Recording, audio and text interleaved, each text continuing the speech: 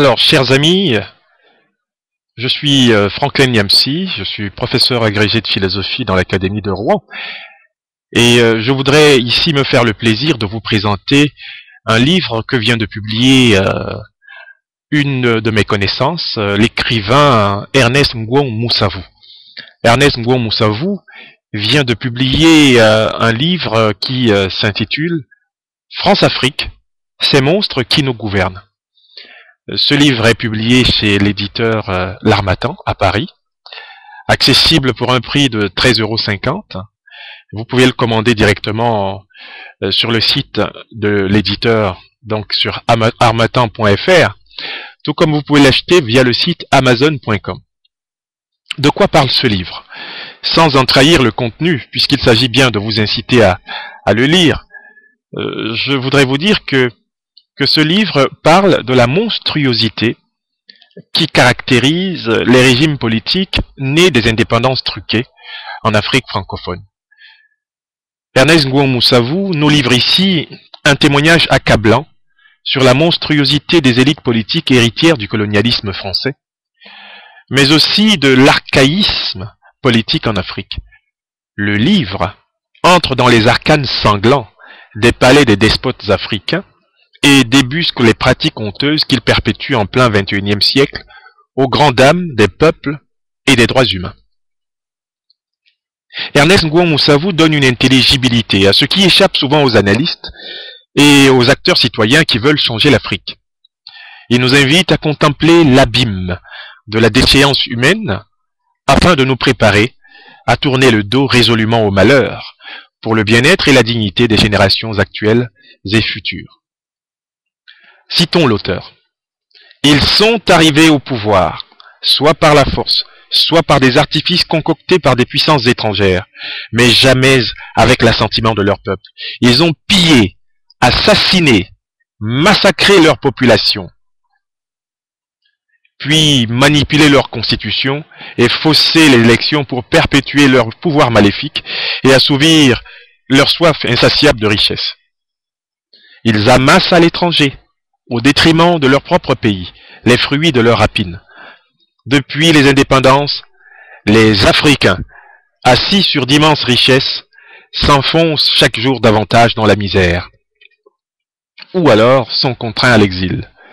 Aucun terme ne saurait suffire pour qualifier ces monstres qui nous gouvernent depuis plus de 50 ans. Le livre est construit sur une dizaine de chapitres. Le premier parle d'El Hadj Omar Bongo Ondimba, le dinosaure de la France-Afrique. Le second parle de Paul Biya, le roi fainéant du Cameroun. Le troisième chapitre parle de la Guinée équatoriale, avec Théodoro Obiang Zogo, qui est présenté comme un présidaillon brouteur. Le quatrième chapitre parle du Burkina Faso, avec Blaise Compaoré, le président fratricide. Il est question dans le cinquième chapitre du Rwanda, notamment donc de l'événement du génocide, avec la figure ambiguë de Paul Kagame. Dans le sixième chapitre, il est question de la Libye, avec Muammar Kadhafi qui est présenté de manière prémonitoire par l'auteur comme étant le bédouin fou.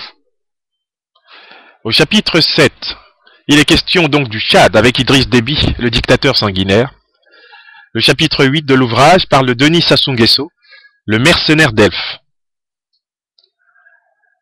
Au 9e chapitre, parlant du Niger, Ernest Ngwong Moussavu aborde le cas de Mamadou Tandja, l'apprenti sorcier. Et enfin, le 10e chapitre du livre, comme pour décrire non plus les 7 plaies d'Égypte, mais les 10 plaies de l'Afrique, aborde le rôle de la France sous le sous-titre « Et la France », n'est-ce pas? Le chapitre traite du désastre de cette relation franco-africaine, du rôle négatif de l'amitié des dirigeants contre celle des peuples. Il traite du tournant Sarkozy, de l'effet miroir dont souffrent aujourd'hui les peuples et les citoyens africains, mais aussi les peuples et les citoyens français, dans cette relation doublement tragique. Et le chapitre se conclut sur les dividendes de la France-Afrique. Le livre mérite d'être lu, parce que Ernest Ngwong Moussavu parle littéralement avec ses tripes. Il donne force détails qui prouvent qu'il a vraiment observé ces régimes, et même parfois qu'il les a connus comme de l'intérieur. Il permet de comprendre les raisons pour lesquelles les peuples africains n'en peuvent plus. Le livre mérite d'être lu. C'est un témoignage non pas simplement accablant, mais c'est un témoignage qui stimule la foi des Africains épris de démocratie, épris de liberté, épris de progrès, pour lutter afin que des civilisations rendant possible un bien vivre africain durable deviennent la clé de l'avenir de ce continent. Je vous remercie.